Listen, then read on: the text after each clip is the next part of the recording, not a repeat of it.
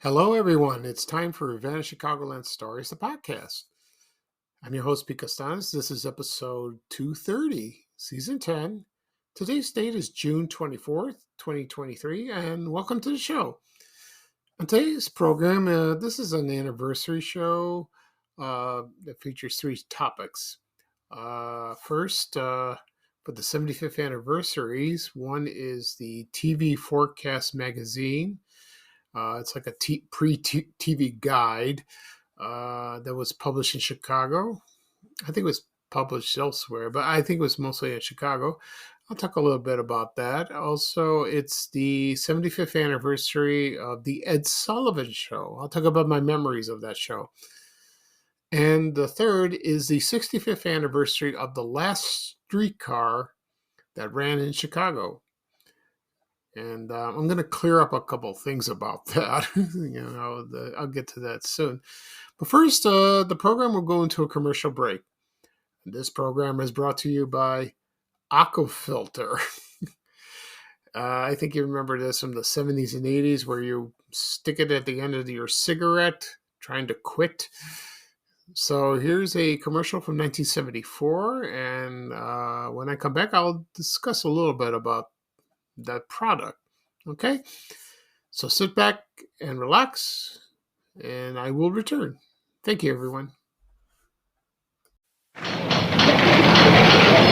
You're watching a man who wants to quit smoking every time he lights up a cigarette. And he should quit. If you're one of these people who find it difficult to quit smoking, until you can quit, use the disposable Aquafilter. Moisturized Aquafilter reduces an average of 75% of the tars and nicotine, reduces heat and cools the smoke, regardless of brand. Until you do quit, at least use Aquafilter.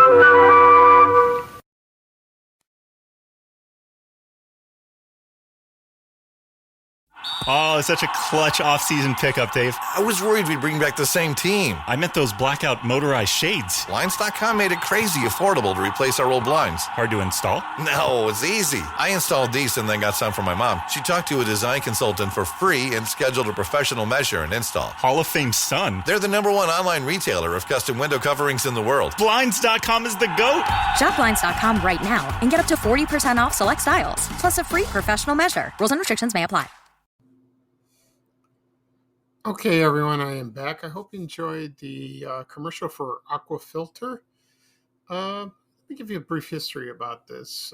There's not much there's not much information about it. I remember watching the commercials on TV during the 70s and 80s where, smoking's bad for you, and they try to find ways to help you quit. And this is one of the methods of doing that, and this product does is reduce the tar and nicotine. You attach it to your cigarette at the end, and when you light it, I think when you light the cigarettes and then you try to inhale, that reduces the tar, like it reduces the tar and nicotine, just like I said. And it came in a pack of 12. I used to see these all the time in the drugstores in Chicago. Walgreens, Osco, Super X Drugs, Little Bucky, any like that. It's still around. I haven't seen it lately, when I go shopping. But you can order it on Amazon. I don't know if it still works or helps you quit. Maybe. I don't know. Today we have Nicorette gum, we have the patch. I think they're a little more effective, in my opinion. It's helped other people, but and also there's cold turkey. It helps a lot. That's tough. It's hard to quit because it's a filthy habit. And I've seen people, they have quit. People have smoked. I tried smoking when I was younger, and I stopped. And so, my advice is don't start it. No, don't do that. So no. Okay. All right. At the beginning of the program, I said I was going to talk. I said I was going to do an anniversary show, and it's about the TV Forecast magazine that was published in Chicago. Also, it's the 75th anniversary. I think I said that, and also for the Ed Sullivan Show and the 65th anniversary of the last streetcar that ran in Chicago. Before I get started, I want to mention one thing. I've been restarting my exercise program. I'm walking again, so that's great. Not every day, practically every day. Yesterday I did about 70 laps. I usually do 60 laps around the driveway walking. And, I'm very comfortable with that. I could go around the block to a park or to a gym or to the mall. Someone asked me that. I think I talked about this before, but I'm comfortable at home because you never know I have to go to the bathroom because of a medical condition. But the weather's been cooperating. It's very nice. Last night, it's warm during the day, but when the sun sets, it's nice. But today it's going to be 91, so maybe I'll do it tonight when the sun sets. I'll see. But I was dog tired. But I'm beating this fatigue. I've been suffering for months, after taking the standing medication. It makes me tired. And it's working. So I sleep very well. Most of the time, I sleep okay. So that's good. And we'll see what happens. I'll go to the urologist next month. We'll see about that. I got a feeling I'm going to take this medication forever. To tell you the truth, I hope not, but I believe I will. Okay, so let's get started. All right, so right now I'm going to talk about the it's like a TV guide. It's called the Chicago TV Forecast. I think I talked about this before on a previous podcast episode, and this was published in Chicago. First issue was May 9th, 1948, right? And there were only two, and this only published 2 TV stations at the time. I think there were only 2 on the air at first. One was WBKB, that's Channel 4 at CBS. That is Channel 2, became Channel 2, WBBM TV in like 1953 or something like that. It's a long story about that. And the other one was WGN. And they had their WGN had their 75th anniversary in April. And you see the commercials on TV, and people from the station talk about their memories of that place. And they had a TV special about the WGN a couple of months ago. It was pretty good. They started how it got started and how they moved from the Tribune Tower to where it is now. And of course, I've been there, so it reminds me of like an old school to me when I was little, like that. So anyway, the first it was called the Television Forecast. Okay, and later it was named TV Forecast. So this is based on an episode, not an episode, a website called episodes.com. And sometimes the printing inside was black and white, but sometimes the covers were in color. And the first issue showed the Chicago Cubs, where they started airing on television, WGN, which is kind of cool. That issue is kind of rare. If you're a collector of these, that's great, like that. And according to the website, it said there was about 2 TV stations, and about over 18,000 TV sets at the time. Chicago's a big city. And also the entire United States, there were like 300,000 sets, TV sets. You can imagine not everyone had a television. You either go to your neighbor's house or you go to a TV station that had them on display in the front of the stores. That reminds me of the Zenith Salon, that was located on Michigan Avenue downtown. That was kind of cool. So it was started by a man. His name was Les Viahon.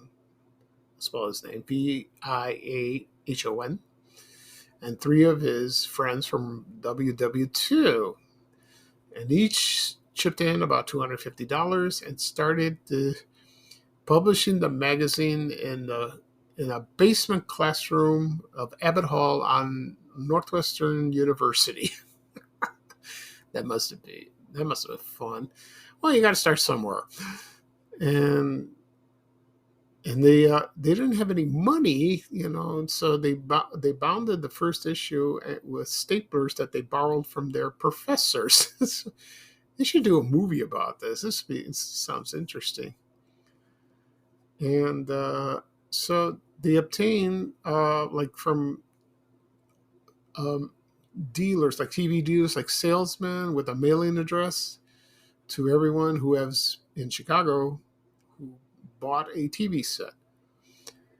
And for a few months, it was free. And then that lasted until August 8th. And then they charged $3 per year. If you are a member, they charge $2. And the price is it was sold for 15 cents. So the first issue was distributed, and they had about 16,000 issues. That's a long time. And then more people, when they bought TVs, as it got popular, all the copies were thrown out. And then they published the next issue available. So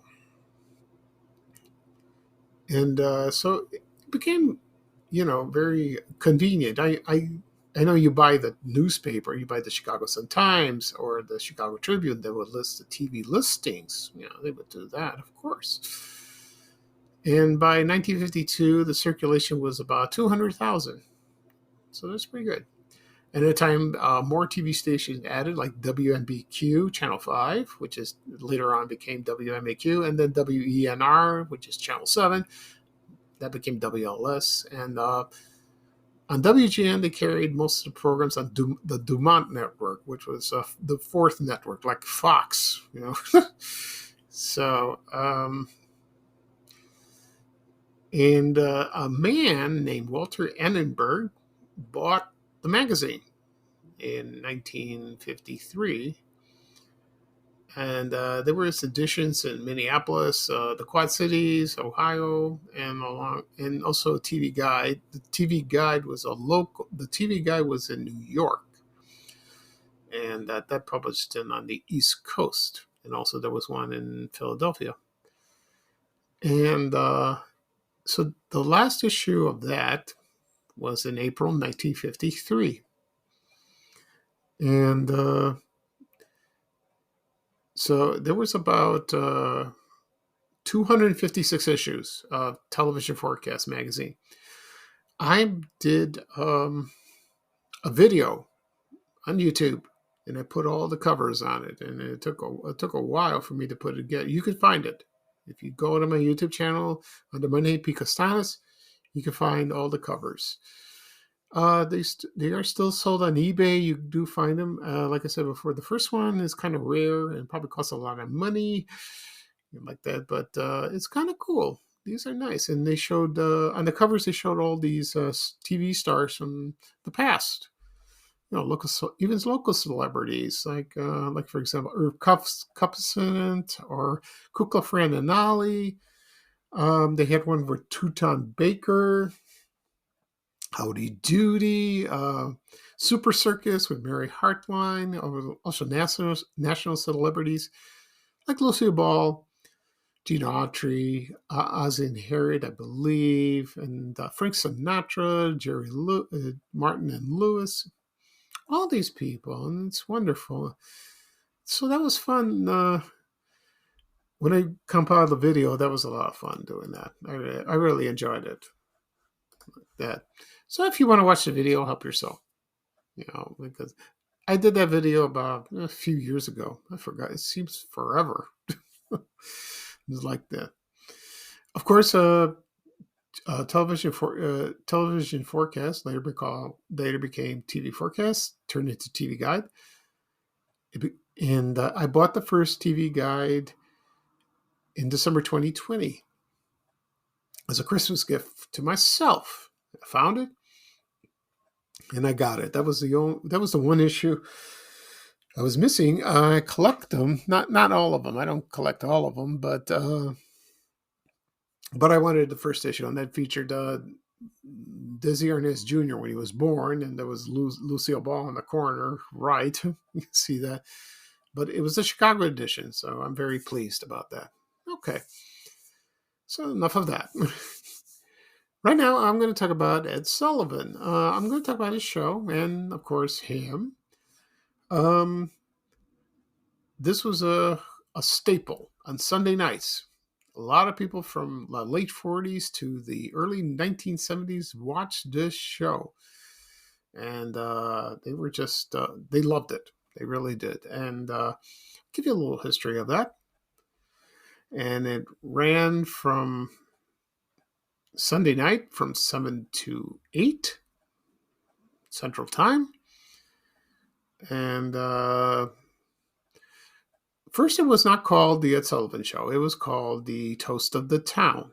And that title was from 1948 to 1955. And then they changed it to The Ed Sullivan Show. And of course, Ed Sullivan was the host. And I think he was there practically every Sunday. I don't know if he missed... he probably did. I read somewhere he was in a hospital sometime. But he did host every show. And he introduced acts. Singers, comedians, circus acts, dog acts, anything. Entertaining opera singers, all kinds. Ballet, even, it was a variety show. And then also Ed Sullivan presented ex-vaudevillians on the show, from the old days, like in the 20s. He did that. And the first show first aired on June 20th, 1948. And it was Dee Martin, Jerry Lewis, also with a singer named Monica Lewis. She's famous for the Chiquita Banana song. And also composes Richard Rodgers and Oscar Hammerstein II. So, Rodgers and Hammerstein. And they previewed the score of their new show, South Pacific, which is a big hit at Broadway. And the sponsor was the Lincoln Mercury Division. It was the Ford company, he did that. And that was performed, first it was originally performed live, and then at a studio in New York, and then they moved it to the Ed Sullivan Theater, which is now, remember, David Letterman did his show there. I heard when David Letterman, when he hosted his show from NBC to CBS, and then he went to the Ed Sullivan Theater. He always, the theater was cold all the time. He preferred it that way. So if you had tickets and went to see him, you better bring a jacket like that. Okay, and of course, his famous recurring characters was, of course, Topo Gigio. He was a little Italian mouse, and he was with ventriloquist Senior Wences. He was a cute little mouse. He was introduced in December 9th, 1962. He's the guy who had a hand go side-eyed, like that. He would talk like that. I remember watching that. One of the famous shows that Ed Sullivan did was the Beatles. I think it was February 9th, 1964. They were brought here in America. And they performed, I think they performed 2 shows, and the audience went nuts, especially the girls, You couldn't really hear them perform because they're screaming like that. I didn't see it originally because I was an infant. My mom watched it, and she didn't understand what the heck was going on. So she told me a funny story. One time she went to the grocery store where we lived in South Shore, and there was a record store or like a dime store, and once they played a Beatles song on a phonograph on a record player, the girls went crazy. Oh, she didn't understand what was going on. Someone had to explain to her. Anyway, yeah, so the Beatles performed. It got huge ratings, and that's what people most remember by that. The Beatles performing, and also they were the Muppets that performed there before they went into Sesame Street and like that. Of course, there was controversy. Excuse me. Also, comedians, they or the Doors, like that. And also I have a DVD at home. It's the best of Ed Sullivan, and it has all the most of the popular performers at the time in the 50s and 60s, like Elvis Presley, Diana Ross and the Supremes, the Doors, the Rolling Stones. I don't know if the Who performed, maybe. All that, or Tom Jones, Petula Clark, all that. It's kind of cool seeing all that. So that's great. Some of it's in black and white, some of it's in color. The color show started in 1965, all the way to the end. Okay. Right now, I'm going to play the introduction of the Ed Sullivan Show. When I come back, I'll talk about the ending of the show, how it ended. Okay? So sit back and relax and enjoy. Thank you, everyone.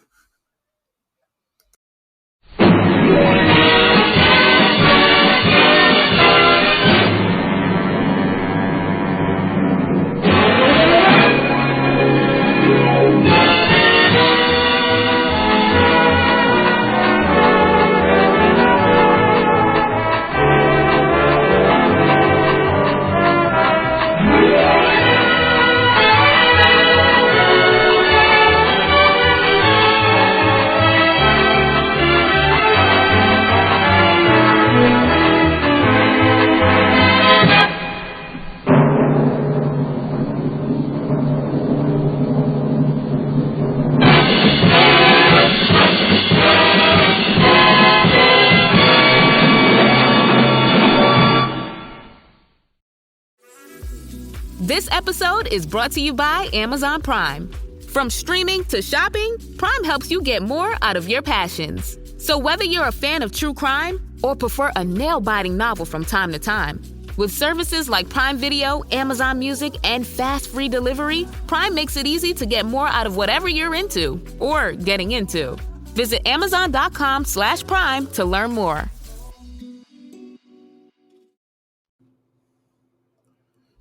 Okay, everyone, I am back. I hope you enjoyed the introduction of the Ed Sullivan Show. The show ended on March 28th, 1971. I'll talk a little bit about Ed Sullivan, the host. He was a syndicated columnist for sports, entertainment. He worked for the New York Daily News and also the Chicago Tribune, And, I like what he said, like on the show, he said, a really big shoe.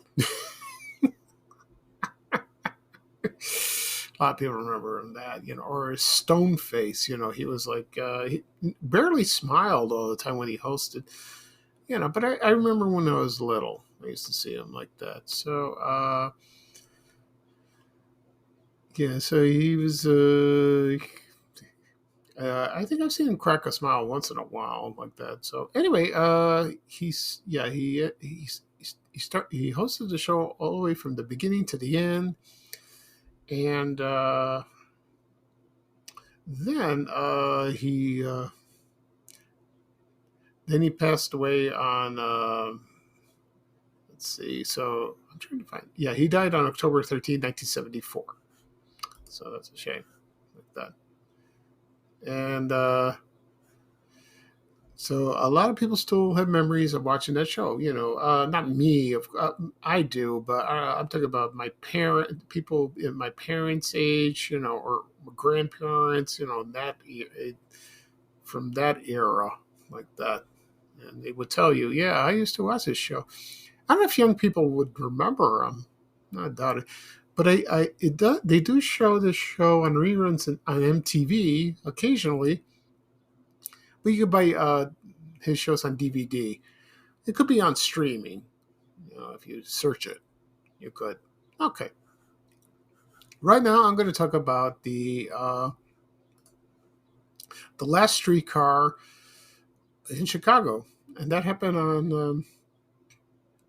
I forgot the date. It was like June 21st or 1958.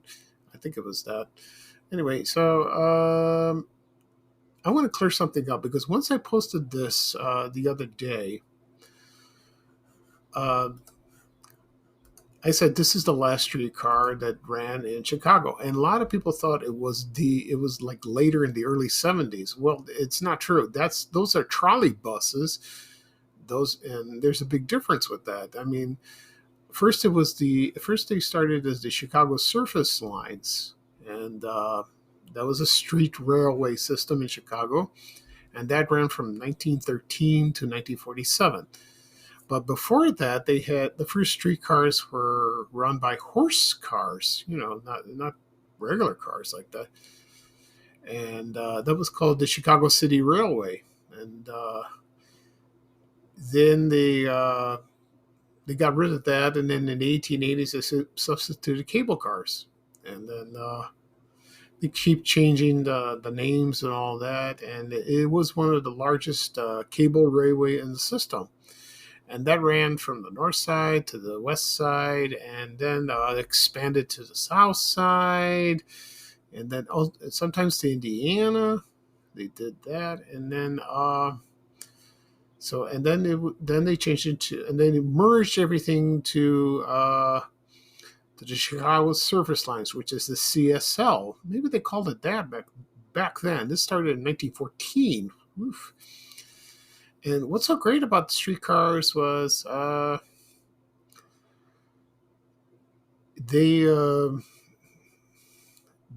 they would ride like on tracks like that, real smooth. They're kind of fun like that. I don't think you really hear anything. You hear the sparks or something like that. I think that's with the trolley buses too. The thing is, you board on these streetcars not from the front. You board on the back of the bus, on the side. Not like that. And then when you want to get off, you get off at the front. I think that's how it is. Yeah, that's right. Because it's not like today when you go on a bus, they have like two ways. You get on board, and then the other side you get off like that. It wasn't like that because there were too many people riding it like that.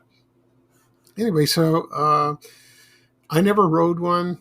I wasn't born yet. But I got fascinated by this subject of all the routes and the models of the cars. There were so many. They look kind of cool like that. And judging from pictures, I have a Facebook page called Vintage Chicago Modes of Transportation, and that features the streetcars. And I love that. And some of the routes still exist today in Chicago. And now they're bus routes like that. And the CSL ceased operations in 1947. And then it became the CTA. And then they have the buses, like that. I think a lot of people like the streetcars because they're not less noisier and they're smooth like that. There's still streetcars available elsewhere in the United States. I'm not exactly sure. I think Kenosha has one route, I believe. I don't know. I've never been there. And they got rid of them, but there's one they saved at the Illinois Railway Museum in Union, Illinois. It's way out there. I intend to go there and see it. I want to see this because it sounds fascinating. Because I love transportation. I love buses, when I was a kid, especially CTA, like the old Flexible, the old propane one that made a lot of noise and the green colors. Oh, it's great. It's wonderful. I won't go into much information about this because this is kind of a broader subject. Someday I will. I will talk about, the history of Chicago service lines, and that'd be kind of cool, like that. So I posted a photo of that yesterday. There was a streetcar that headed to Riverview Park, the amusement park that was located on the northwest side. Yeah. So of course like I said before, they expanded to, they had them on the north side, they had them on the south side, and the last one was on June 21st, I believe, 1958, where it was a route number 22. It was the Clark route, and it became Vincennes, I think, and they show a picture of it, like the last streetcar. And when like I said, they said no, that went later. Some people said that they got confused. It's not that. It's the last with trolley buses. This is a streetcar, like that. The trolley buses rode maybe once or twice when I lived on the south side, and my mom and dad and my family, we traveled by buses most of the time. My parents didn't drive. We rode on that. One was the Fullerton bus. One was the Diversity bus. We went to a Greek festival in Holy Trinity. It was a Greek church. It's on Diversity, west of Austin. It's not there anymore. They moved to Schiller Park. And we rode that, and it was kind of like the Green Hornet, like that. They all called that the Green Hornet. Some of them were like that. It was nice, like that. People have fond memories of that. I'll talk about that someday. The trolley buses too. Okay. So I apologize for that. So that's the end of the show. I'll do a quick recap of what I discussed. I talk about the 75th anniversaries of the TV Forecast magazine that was published in Chicago. Also the Ed Sullivan Show, hosted by Ed Sullivan, and also the 65th anniversary of the last streetcar that ran in Chicago. And this program, this program will be published, the podcast that is, will be published later on. It'll be available wherever podcasts are. Apple Podcasts, Google Podcasts, Spotify, Amazon Music. Also be published on my YouTube channel, Vanish Chicagoland Stories. Also on my social media accounts, Facebook and Twitter. Please subscribe to all of them, when you have access. And also on my blog, vanishchicagoland.blog. Okay. So that was fun. So anyway, this is Pete Costanis, your host of Vanish Chicagoland Stories, the podcast. Thank you for joining me. I had a good time. Probably do another podcast episode Tuesday. We'll see. Probably.